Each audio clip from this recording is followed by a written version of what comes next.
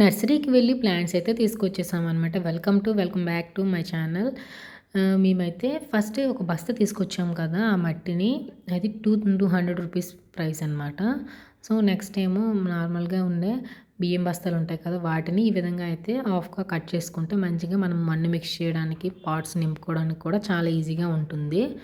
So, మట్టినైతే వంపేసి ఇప్పుడు next ఏమో పాట్స్‌కి కొన్ని హోల్స్‌లాగా ఇచ్చారనమాట. దానికి హోల్స్ దగ్గర మనం హోల్స్‌ని పెట్టాలనమాట చిన్నగా.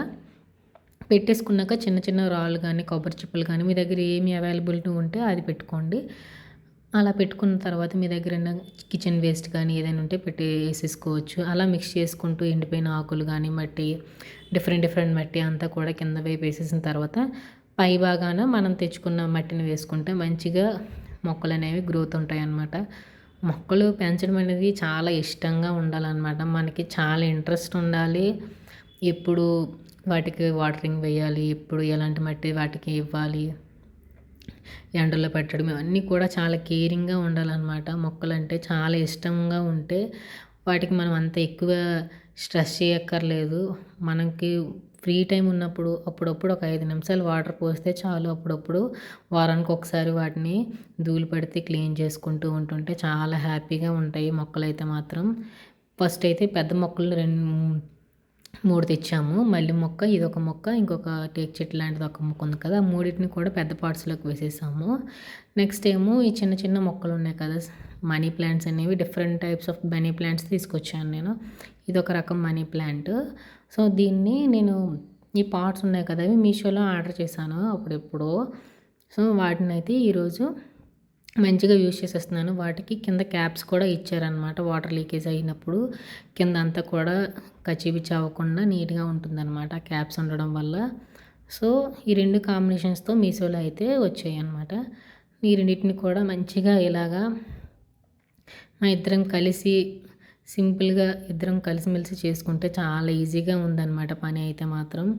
మా హస్బెండ్ హెల్ప్‌తో అయితే ఇంకా హ్యాపీగా అనిపిస్తుంది నాకైతే. ఆల్రెడీ నాకు కాలు వాస్తుంది అనమాట. సో, అయినా సరే నేను కుర్చీలో కూర్చొని మంచిగా ఇద్దరికీ కలిపి అరేంజ్ చేసేస్తున్నాం అనమాట మొక్కల్ని. ఈ స్నేక్ ప్లాంట్ ఉంది కదా! దాన్ని ఒక 4 మొక్కలుగా 4 ప్లాంట్స్‌కి సెపరేట్ చేశాననమాట. ఎందుకంటే ఒకే దాంట్లో మా దగ్గర ఉన్న కుండీలకి సరిపోయేంత మొక్క కంటే అది పెద్దగా ఉంది. దానికి వేళ్ళు అవి సరిపోవు కదా అని చెప్పేసి వాటిని సెపరేట్ చేసి రీప్లాంటేషన్ చేశాననమాట. నెక్స్ట్ ఏమో లాస్ట్‌గా ఈ కలబంద ప్లాంట్ కూడా రీప్లాంటేషన్ చేసేసాం. మనం తెచ్చిన మొక్కకి ఉంటుంది కదా మన్నుని మనము సెపరేట్ చేయాలి. అప్పుడు మనం కొత్త మన్ను యాడ్ చేస్తే వాటికి కొత్తగా వేళ్ళు వచ్చి మంచిగా గ్రో అవుతుందనమాట. అలా తెచ్చిన మొక్కకి అలాగే ఉంచేయకూడదు.